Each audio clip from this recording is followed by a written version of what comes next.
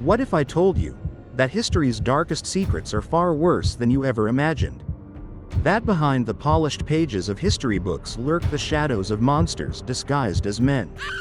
These were not just cruel rulers or merciless tyrants. They were nightmares in human form. Murderers, butchers, executioners of millions. Some names you know, others you don't. But after this, you'll never forget them. Stay with me if you dare. Because tonight we descend into the abyss.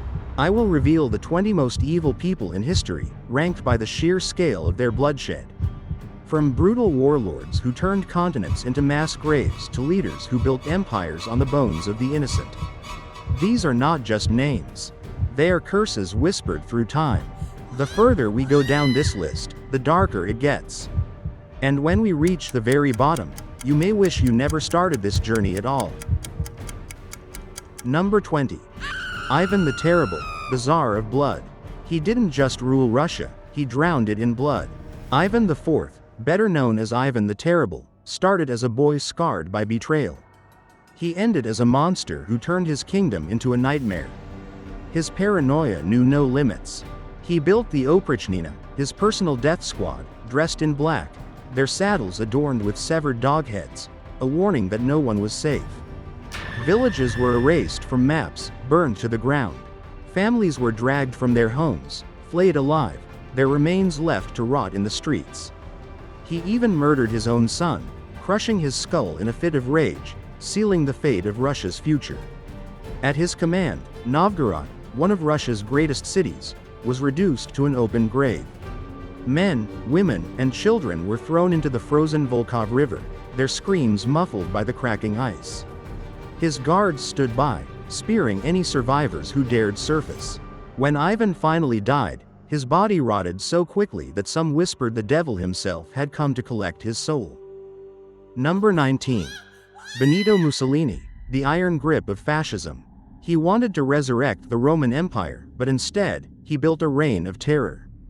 Benito Mussolini, the man who dragged Italy into chaos, ruled with a fist of iron and a heart of stone.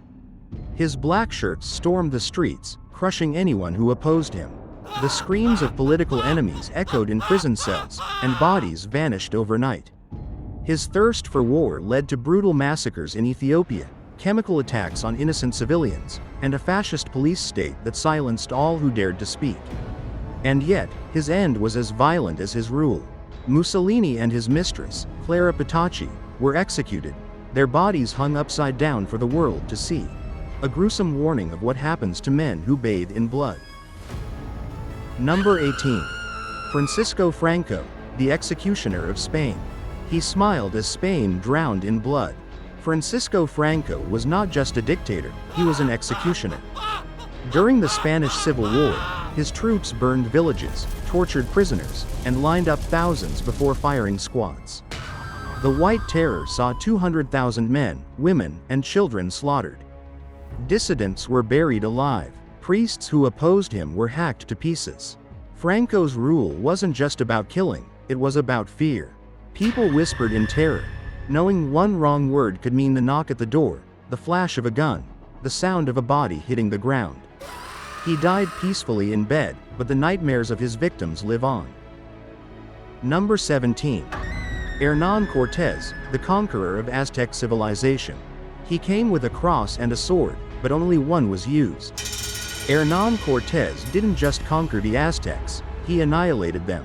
With a few hundred men, he walked into Tenochtitlan, the greatest city in the Americas, and turned it into a slaughterhouse. He betrayed Emperor Montezuma, taking him hostage in his own palace. When the Aztecs fought back, he repaid them in fire and steel. Thousands were hacked apart, their blood flooding the city's canals. His men brought more than weapons. They carried smallpox, a silent killer that turned flesh to sores and breath to death. Within months, bodies piled in the streets, entire villages wiped from existence. The Aztec Empire, once home to millions, crumbled into dust. Cortés returned to Spain a hero, his hands stained with the blood of a civilization that would never rise again. He called himself the last king of Scotland, but Uganda knew him as the devil. Idi Amin wasn't just a killer, he was a monster. His soldiers dragged men from their homes, tied them up, and hacked them to pieces with machetes. Women were violated, children were thrown off bridges, and enemies were fed to crocodiles. But his cruelty didn't stop there. Rumors swirled that Amin dined on human flesh, keeping severed heads in his freezer. He laughed at suffering, watching his people starve while he gorged on feasts of stolen wealth. By the time he was overthrown, at least 300,000 lay dead, many never found, their bodies rotting in unmarked graves. Number 15. Yahya Khan, the butcher of Bangladesh. He promised democracy. He delivered death. Yahya Khan, the Pakistani general, turned Bangladesh into a river of blood. In just 9 months, 3 million people perished. Soldiers stormed villages, raping, burning, and slaughtering anyone in their path. Infants were ripped from their mothers and impaled on bayonets. Women were dragged into camps, their screams piercing the night as they were brutalized and discarded like garbage. Entire cities were reduced to rubble, the streets flooded with the blood of the innocent. The world watched in horror, but Yahya laughed, drowning his sins in alcohol while his army committed unspeakable crimes. He died in disgrace, but his legacy remains, a shadow of suffering that Bangladesh will never forget. Number 14. Mengistu Haile Mariam, the Emperor of Execution. Ethiopia's streets became graveyards under his rule. Mengistu Haile Mariam didn't just kill his enemies, he displayed their corpses for all to see. During the Red Terror, the bloodbath was relentless. Thousands were rounded up, accused of opposing his communist regime. Soldiers lined them up, one by one, and fired until the streets overflowed with bodies. The air reeked of death. Mothers searching for their children found them hanging from telephone poles, their lifeless bodies swaying in the wind. Mengistu executed teenagers, farmers, teachers, no one was safe. Even those who supported him were suddenly labeled traitors and killed without hesitation. His regime starved the people, turning famine into a weapon, letting over 1 million perish while he lived in excess. When his reign finally ended, he fled, never answering for his crimes. But Ethiopia never forgot. The ghosts of his victims still whisper their names in the wind, their justice forever stolen. Number 13. Kim Il-sung, the father of a nightmare. His face is on every wall in North Korea, but behind that smile lies the architect of one of the darkest regimes in history. Kim Il-sung built a country ruled by terror, his legacy written in the suffering of millions. He turned North Korea into a prison. His purges wiped out entire families. If one man was accused, 3 generations were condemned. Labor camps stretched across the nation, filled with prisoners who were worked to death, starved, or executed for minor crimes like listening to foreign radio. And then there was war.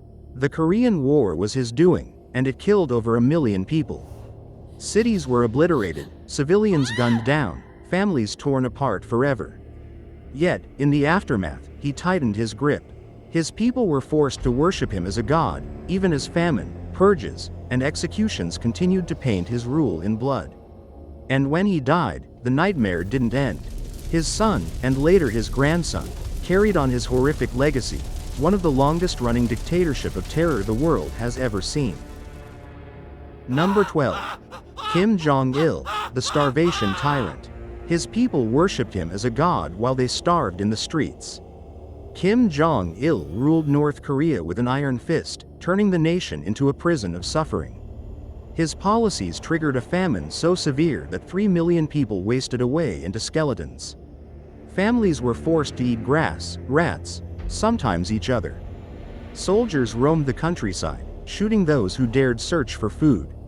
Even whispers of rebellion were met with unthinkable punishment. Entire bloodlines erased in brutal labor camps, where torture was an everyday routine. Meanwhile, Kim lived in a fantasy world. He hoarded luxury cars, drank the world's finest liquors, and laughed while his people perished. When he finally died, millions were forced to mourn, or else they too would vanish into the darkness of the gulags. But his death brought no relief.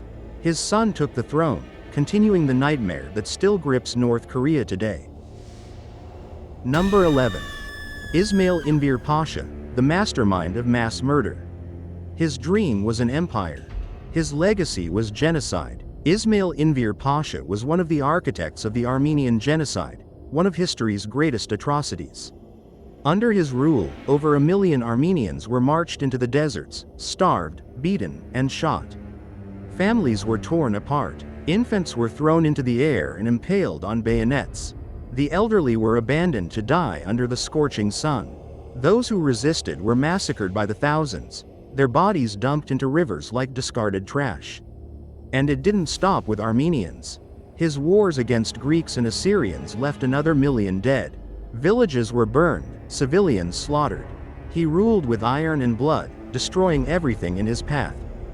But in the end, death came for him too. He was hunted down and executed, his empire in ruins. Yet the ghosts of his victims still haunt the lands he once ruled, whispering the names of the lives he erased. Number 10. Vladimir Lenin, the revolution that drowned in blood. He promised a workers' paradise. Instead, he built a machine of death. Vladimir Lenin didn't just overthrow the Russian Empire, he transformed it into a land of fear and slaughter. With the stroke of a pen, he ordered mass executions. The Cheka, his secret police, hunted down anyone who dared oppose him.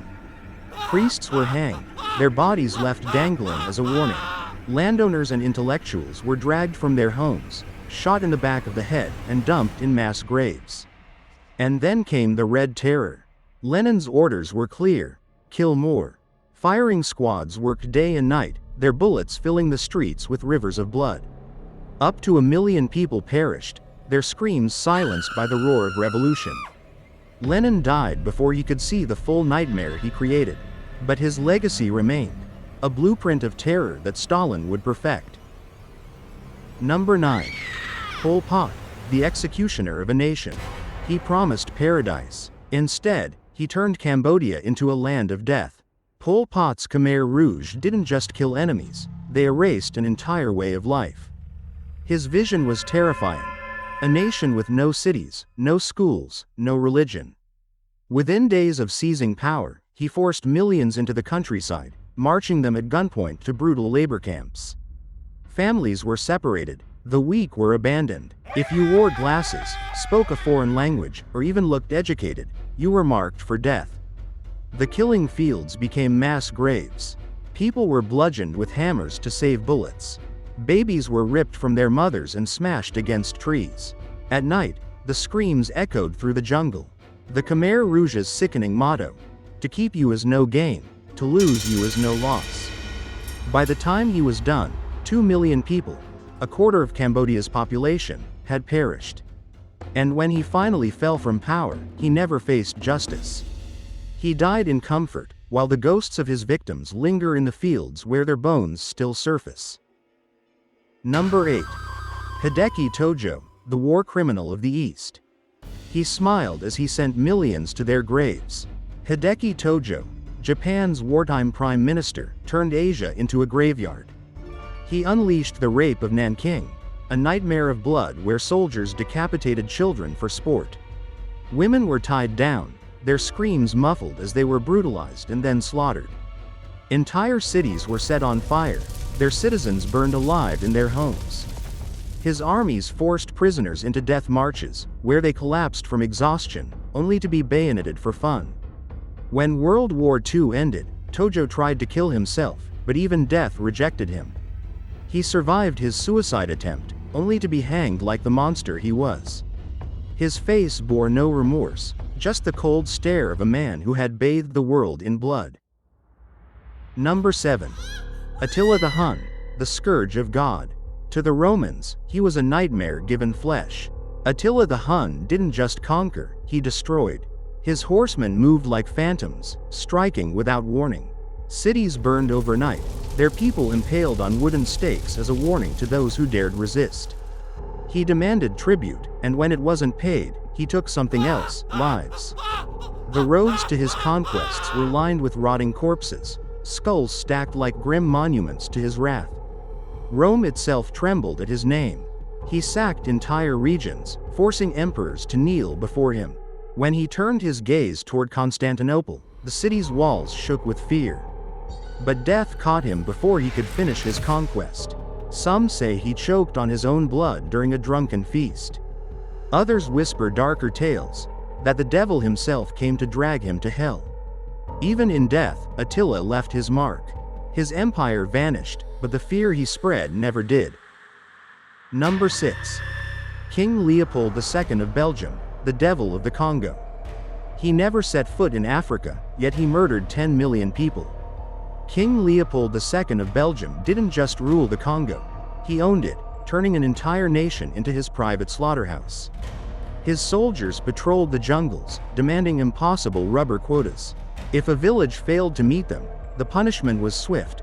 Hands were chopped off, sometimes entire arms. Children watched as their parents were skinned alive. Women were raped, their stomachs slit open for sport. The rivers ran red with blood, the jungle littered with severed limbs. The world eventually learned of Leopold's crimes, but it was too late. By then, 10 million were dead, erased by greed and brutality. His kingdom of terror was gone, but his legacy remained, a haunting shadow over the Congo that lingers even today.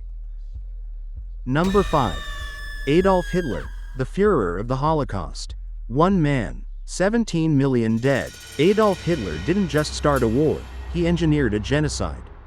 His voice was poison, his words a virus. He rose to power on promises of glory, but beneath his speeches lurked death. 6 million Jews, exterminated in gas chambers designed for efficiency. Roma, Slavs, political enemies. Anyone deemed unworthy was sent to camps where their screams echoed in the night. He turned Europe into a battlefield of despair. Cities were reduced to rubble, their civilians slaughtered like cattle. His soldiers carved a path of destruction across the continent, leaving behind only suffering. And when the end came, he didn't face justice. He took the coward's way out, a bullet to the head in his bunker as the world burned around him. But the horror he created never died. It lingers, a scar on history, a warning of how evil can rise when no one stops it. Number 4. Timur, also known as Tamerlane, the Sword of God. He built pyramids of skulls. Timur didn't just conquer, he slaughtered. Cities that resisted him vanished in fire. He ordered his men to pile the heads of the dead into towering mountains of bone, a message to all who dared defy him. His campaigns left entire regions empty, their people wiped from existence. He laughed as he flooded Baghdad with blood, drowning 100,000 in a single night. His cruelty knew no limits. When Delhi refused to bow, he massacred over 100,000 civilians, men, women, children, all butchered before his throne. He left behind nothing but silence, a wasteland where life had once thrived.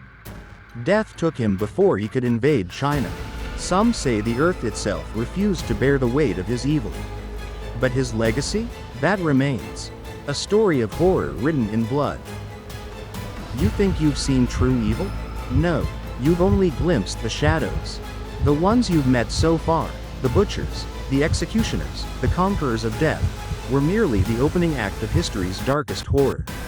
What comes next is something else entirely, a level of cruelty so vast, so merciless, that it defies the limits of human understanding.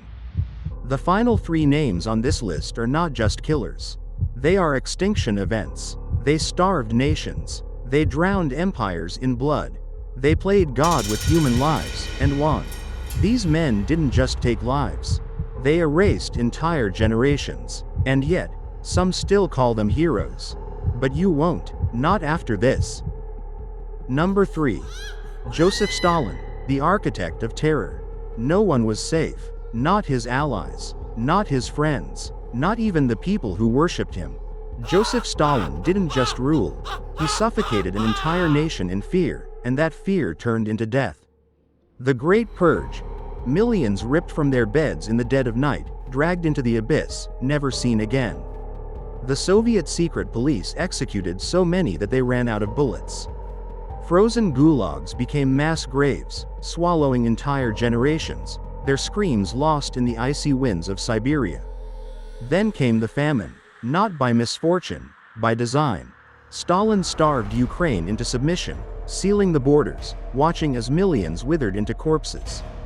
Parents ate their own children.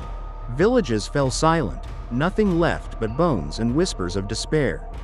And Stalin? He sat in the Kremlin, toasting to their suffering. By the time he died, his hands were drenched in the blood of over 20 million souls. Even in death, he brought horror. His funeral turned into a stampede, hundreds crushed beneath the weight of a crowd desperate to see the monster one last time. Number 2. Genghis Khan, the Lord of Massacres. He was more than a conqueror. He was a force of nature. Genghis Khan didn't just build an empire, he erased entire civilizations. He rode with fire, his horsemen striking with inhuman speed. Cities that resisted him ceased to exist. The bodies of the dead clogged the rivers, turning water into poison. His men slaughtered so many in Persia that farmland turned to desert, forever scarred. His rage knew no bounds. In one siege, he executed 1 million people in a single week. The Mongols left behind only bones and silence, an empire built on death. Even now, the echoes of his terror remain. His DNA is scattered across millions, a bloodline written in conquest. And in the ruins of the lands he destroyed, whispers of his name still carry fear. Number 1. Mao Zedong, the deadliest dictator in human history. No man in history has spilled more blood than Mao Zedong. His reign didn't just bring suffering, it brought an apocalypse. The Great Leap Forward was a promise of progress, but it became the deadliest famine the world has ever seen. Crops rotted while millions starved. People clawed at the earth for food, their bodies wasting away into living skeletons. And when there was nothing left, they turned on each other. Parents devoured their own children. Villages became feeding grounds for the desperate. But famine was only the beginning. The Cultural Revolution turned China into a slaughterhouse. Teachers were beaten to death by their own students. Neighbors betrayed neighbors, families ripped apart. Public executions became entertainment. Victims dragged into the streets, tortured, and left to die as warnings. The Red Guards ruled with terror, and Mao watched as his own people butchered each other in his name. By the time he died, up to 75 million souls had been erased. Yet, in China, his face is still on statues, his image still worshipped. The world may have moved on, but the ghosts of his victims have not.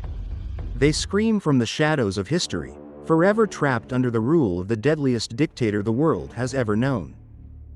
You've seen the worst monsters in history, men who turned nations into graveyards, who bathed in the blood of millions. But history is filled with more horrors. What other dark secrets does the past hide? The Great Chronicles will uncover them all. Subscribe, because the nightmare of history is far from over.